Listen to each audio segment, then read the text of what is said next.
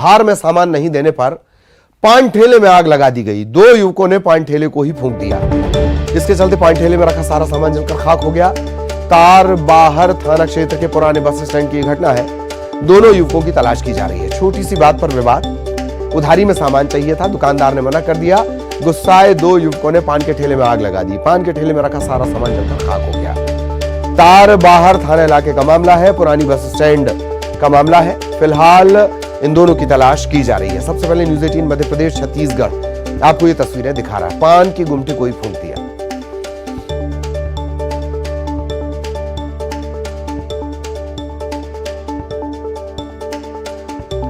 तो बिलासपुर का पूरा मामला, ये तस्वीरें भी आप देख रहे हैं। पान की दुकान, जिसे गुमटी भी कहा जाता है, छोटी दुकान। यहां पर 2 युवक पहुंचे, उधारी में सामान मांगा, नहीं दिया। दुकानदार ने उधारी नहीं दी। इससे ये युवक नाराज हो गए और पान के ठेले को ही फूंक दिया। सारा सामान जलकर राख हो गया है। तारबाहर थाना क्षेत्र की घटना है। सहयोगी विनोद हमारे साथ जुड़े हुए हैं। विनोद, पूरी जानकारी। बजे के आसपास संजू तिवारी और निखिल कश्यप, ये 2 युवक जो है, आशीष नाम का युवक है जो कि पान दुकान चलाता है, वहां पर उधारी में कुछ सामान, कोल्ड ड्रिंक्स और बाकी चीजें मांगने के लिए पहुंचे थे। और जब आशीष ने इन्हें मना किया तो उस समय इनका वाद विवाद हुआ, जिसके बाद आशीष डर के कारण अपनी दुकान बंद करके घर चला गया। और रात 1 बजे उसे ये जानकारी मिली कि 2 शख्स जो है वहां पर पहुंचे थे मोटर बाइक में और पेट्रोल निकाल करके आग के हवाले कर दिया। प्रत्यक्षदर्शियों ने पुलिस को और दमकल की गाड़ियों को सूचना दिया और उन्हीं के द्वारा ये बताया गया कि संजू तिवारी और निखिल कश्यप, जो कि आदतन बदमाश किस्म के युवक हैं, ये दोनों ही वहां पर पहुंचे थे और सामान नहीं देने के चलते, नाराज होने के चलते आग के हवाले कर दिया था पान के ठेले को। पुलिस ने 423 के तहत मामला दर्ज किया है और दोनों की तलाश जो है वो जारी है। जी। और विनोद, एक मामूली सा विवाद, उधारी को लेकर विवाद, एक व्यक्ति के लिए, आशीष के लिए, मतलब गृहस्थी जाने लुटने जैसा ये हो गया है एक तरह से। दुकान का जल जाना, पूरे सामान का जल जाना। निश्चित तौर पर ललित, बेरोजगार युवक है आशीष और एक रोजगार का सहारा था उसके पास में और परिवार को पाल रहा था।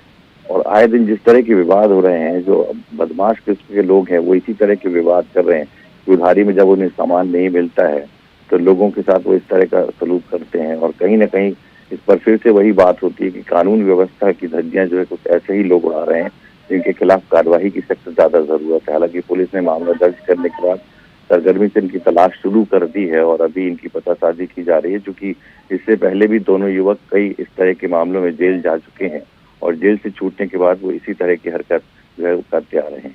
जी चलिए, धन्यवाद विनोद इस तमाम जानकारी के लिए। और तस्वीरें भी आप देख रहे हैं। आदतन ये बदमाश बताए जा रहे हैं, दोनों जो आरोपी हैं जिन्होंने इस ठेले को फूंक दिया। गृहस्थी चलाने का संकट अब आशीष के सामने है।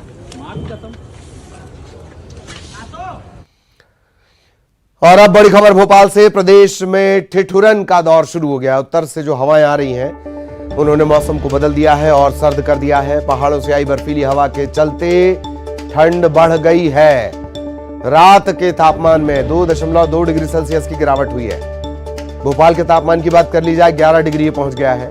दिन के तापमान में 1.6 डिग्री सेल्सियस की गिरावट हुई है। धुंध छाई हुई है, विजिबिलिटी कम हो गई है। आज रात से ठंड और बढ़ सकती है। प्रदेश के कई इलाके ऐसे हैं जहां पारा 10 डिग्री के नीचे पहुंच गया है। दतिया में 5 डिग्री के करीब तापमान पहुंच चुका है। खजुराहो, नौगांव, ग्वालियर, रतलाम, यहां पर भी पारा 10 डिग्री सेल्सियस के नीचे। आ रही सर्द हवाओं ने मध्य प्रदेश में भी ठिठुरन बढ़ा दी है। हालांकि 2 दिन से लगातार जो है मध्य प्रदेश में ठंडी हवाएं जो चल रही, जिसके चलते दिन और रात के तापमान में 2 से 2.5 डिग्री की गिरावट दर्ज की गई है। मौसम विभाग जिस तरीके से पहले से ये पूर्वानुमान जता चुका था कि 25 दिसंबर के बाद मध्य प्रदेश में जो है कड़ाके की ठंड का सामना लोगों को करना पड़ेगा और उसका असर जो है अब देखने को मिलने लगा है। कुछ लोग हमारे साथ हैं जो मॉर्निंग वॉक पर निकले हैं, उनसे बात करते हैं। सर, बड़े लंबे समय से इंतजार था सर्दियां कब पड़ेंगी, अब कैसा लग रहा है? अब महसूस हो रहा है कि हाँ सर्दी है। कम से कम जैकेटें भी निकल रही हैं, सभी चीजें निकल रही हैं। सुकून भी है कि सर्दी पड़ी तो कम से कम वॉक करने में मजा भी आ रहा है। आप बताइए किस तरीके से सर्दी को एंजॉय कर रहे हैं आप लोग? सर्दी में तो सब मजा आ रही है, क्योंकि यही मौसम ऐसा है कि जो सुहाना होता है, बहुत मजा आ रहा है और फिर एंजॉय भी कर रहे हैं। आग भी जल रही है। सर किस तरीके से देख रहे हैं, क्योंकि सर्दियों का इंतजार था बड़े लंबे समय से। ये मौसम ऐसा है कि आदमी जब बाहर निकलता है तो काफ़ी एंजॉय करता है इसको, और अच्छा है, सर्दी होना चाहिए।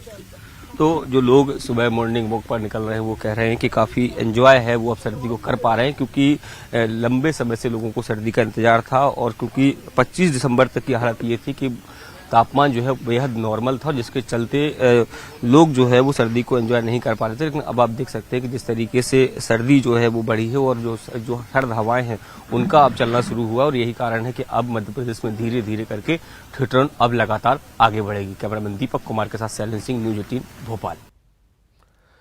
और सहयोगी शैलेंद्र हमारे साथ जुड़े हुए हैं। शैलेंद्र के पास आपको लिए चलेंगे, अभी रिपोर्ट भी आप देख रहे थे। शैलेंद्र, इस मौसम के दोनों ही पहलू हैं, थोड़ा आनंद भी है, लेकिन सर्दी अगर इसी तरह बढ़ती रही तो अभी आफत में भी तब्दील होगी।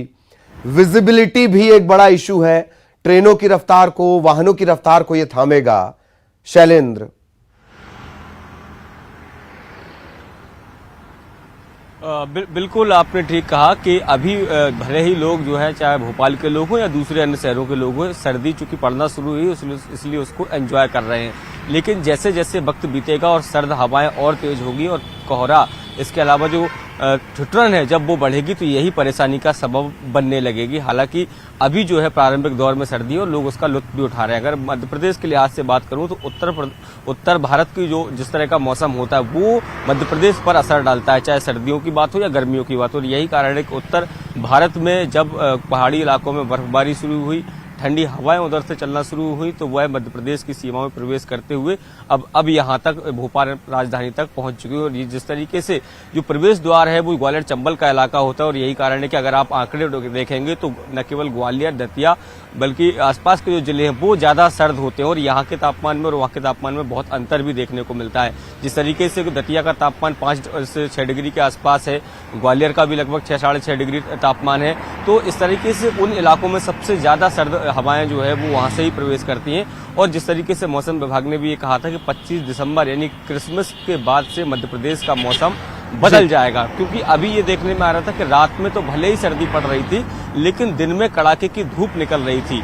लेकिन अब जो दिन और रात के तापमान दोनों में ही तेजी से गिरावट दर्ज की जा रही है, और आने वाले समय में ये गिरावट और तेज हो जाएगी, क्योंकि जिस तरीके से सर्द हवाएं चल रही हैं वो आने वाले समय में ये बता रही हैं कि किस तरीके से मध्य प्रदेश में कड़ाके की ठंड पड़ने वाली है। जी बिल्कुल बिल्कुल, बहुत बहुत धन्यवाद शैलेंद्र इस तमाम जानकारी के लिए। अगली बड़ी खबर रायपुर से आपको बता दें, नए साल के जश्न पर प्रशासन का पहरा रहेगा। 100 से ज्यादा लोगों के जुटने पर प्रतिबंध है। 31 तारीख को रात 12:30 बजे, 31 तारीख को यानी 31 दिसंबर को रात 12:30 बजे के बाद जश्न मनाना अलाउड नहीं होगा। पटाखे अगर आप फोड़ेंगे, डीजे अगर आप बजाएंगे तो सख्त कार्रवाई की जाएगी। प्रशासन और पुलिस की टीम मॉनिटरिंग करेगी, मतलब आधा घंटा आपके पास रहेगा जश्न मनाने के लिए।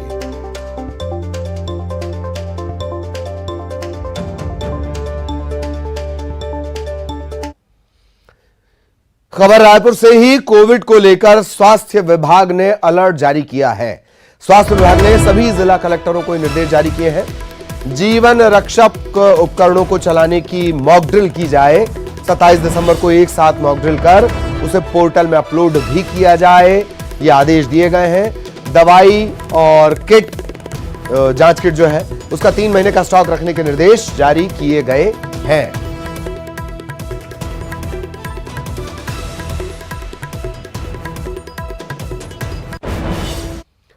हालांकि एक और बड़ा अपडेट जो कोरोना से जुड़ा हुआ है छत्तीसगढ़ से, वो ये कि तकरीबन 10 लाख जांच किट ऐसी हैं जो एक्सपायर होने की कगार पर है। 31 दिसंबर तक सरकारी लैब में जो किट रखी हुई है वो एक्सपायर हो जाएगी। सरकार ने केंद्र को पत्र लिखकर 2 लाख आरटीपीसीआर किट और मांगे हैं। कोरोना की स्थिति को देखते हुए जांच बढ़ाने के निर्देश दिए गए हैं।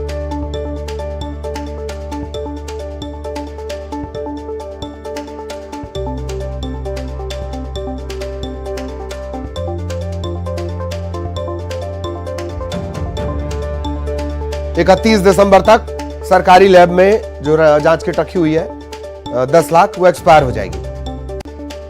और सरकार केंद्र को पत्र लिखकर 2 लाख आरटीपीसीआर किट और मांग रही है।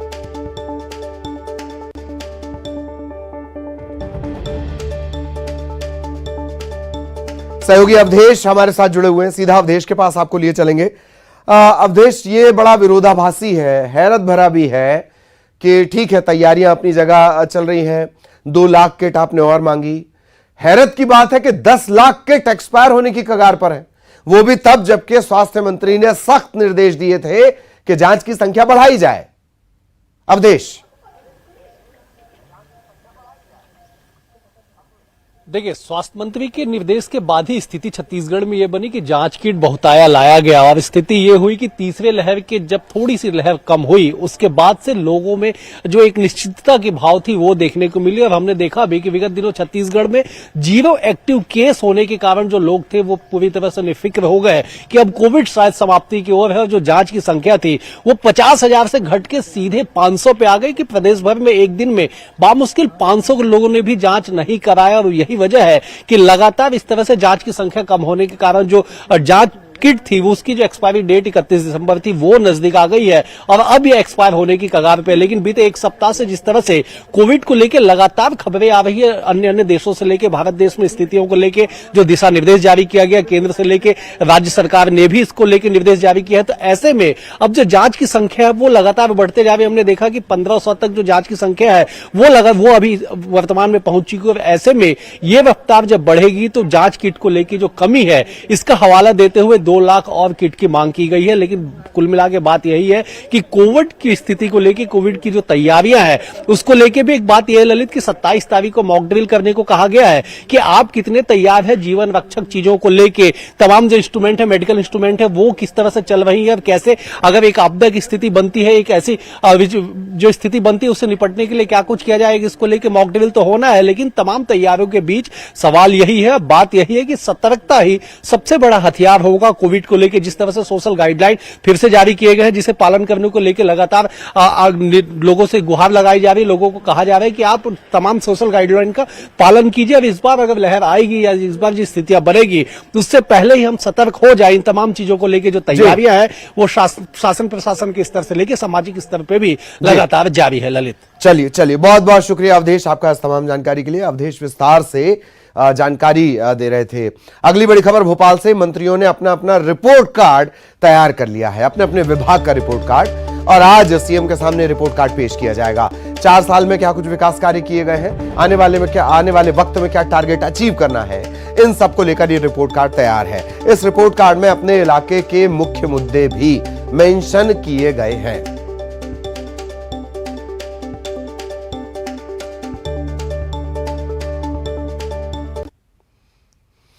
एक्ट्रेस तुनिशा शर्मा ने 24 दिसंबर 2022 को अली बाबा दास्तान काबुल इसके सेट पर फांसी लगाकर जान दे दी। इस मामले में उनके एक्स बॉयफ्रेंड और को स्टार शीजान मोहम्मद खान को आत्महत्या के लिए उकसाने के आरोप में गिरफ्तार किया गया है। अब इस केस में एक नया अपडेट आया है।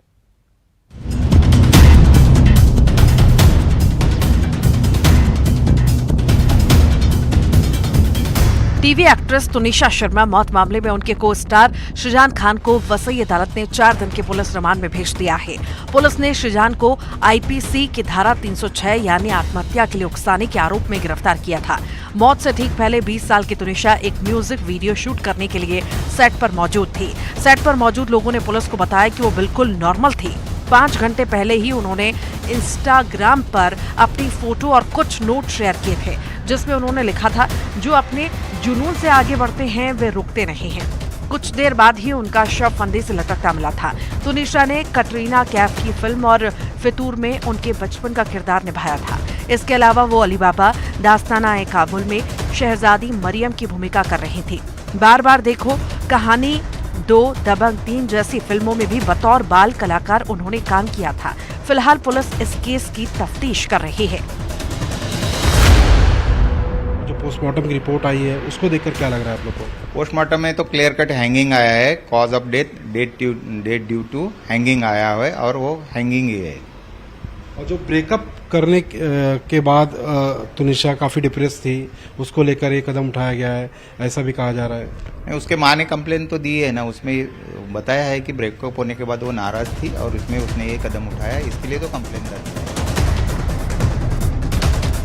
पुलिस इस मामले की हर एंगल से जांच कर रही है। सेट पर मौजूद लोगों, तनिषा के परिवार वालों और करीबियों के बयान लिए गए हैं। परिवारजनों का कहना है कि शुजान कुछ न कुछ छुपा रहा है। अब वो बता सकते हैं दोनों की क्या बात हुई है, उन दोनों के बीच में क्या कैसा है, क्या था क्या नहीं। तो आपको लग रहा है कि जो शिजान है वो कुछ ना कुछ छुपा रहा है, बहुत छुपा रहे हैं सर, वो तो छुपा रहा है। उसकी इंटेरोगेशन होगी, वो कस्टडी में जाएगा तो नेचुरली कुछ ना कुछ चीजें बाहर। उधर शुजान खान के वकील का कहना है कि उनके क्लाइंट पर लगे सभी आरोप बेबुनियाद हैं और सिर्फ संदेह के आधार पर लगाए गए हैं। जान गया है, इसलिए कोर्ट अपना काम कर रहा है, हम अपना काम कर रहे हैं, आप लोग अपना। 4 दिन की कस्टडी दी गई है क्या? 4 दिन की कस्टडी दी गई है, उसमें पिक्चर क्लियर हो जाएगा। अगर कुछ रहेगा तो पुलिस इन्वेस्टिगेट करेगी। पर आत्महत्या के लिए उकसाने का केस है। नहीं, ऐसा देखिए, आज कोई भी अगर ऐसा होता है तो इंस्टिगेशन लगता है, ठीक है। उसके ऊपर ऐसा लगाया गया है, ऐसा उसने कुछ किया नहीं। छोटी सी उम्र में अपनी पहचान बनाने वाली तुनिशा को अली बाबा दास्तान एक कबूल में शहजादी मरियम के रोल से पॉपुलैरिटी मिली थी। 4 जनवरी 2022 को चंडीगढ़ में पैदा हुई तुनिशा को बचपन से एक्टिंग का शौक था। अपने बर्थडे से कुछ दिन पहले इतना बड़ा कदम उठाकर अपने परिवार और चाहने वालों को जिंदगी भर का गम दे दिया है। Bureau report, news 18। उज्जैन के महाकालेश्वर मंदिर में जन कल्याण के लिए बाबा महाकाल का महारुद्राभिषेक किया गया। 70 ब्राह्मणों पुजारियों ने 6 घंटे तक चलने वाले बाबा महाकाल के महारुद्राभिषेक के दौरान विश्व और देश को कोरोना महामारी से बचाने की कामना की। असंख्य ब्राह्मणों द्वारा यहाँ पर भगवान का जलाभिषेक के साथ में महारुद्र किया जा रहा है और यही कामना के साथ में किया जा रहा है कि विश्व कल्याण, जन कल्याण और जो महामारी का जो आजकल वापस जो कोरोना का दस्तक हो रहा है, तो बाबा महाकाल सभी के ऊपर कृपा करें और पिछली बार जैसा किसी प्रकार की जनहानि और किसी भी प्रकार की इस प्रकार की जितनी भी आपदा थी, तो उससे बाबा महाकाल रक्षा करें। विश्व कल्याण, सर्वजन कल्याण, मानव मात्र के कल्याण के लिए किया जा रहा है। कुछ ऐसा महामारी दस्तक दे रही है, उससे भी हम लोग बचे, सब सुरक्षित रहें, देश शक्तिशाली हो, इसके लिए महारुद्र अभिषेक किया जा रहा है। और इसी के साथ इस बुलेटिन में इतना ही। खबरें जारी रहें।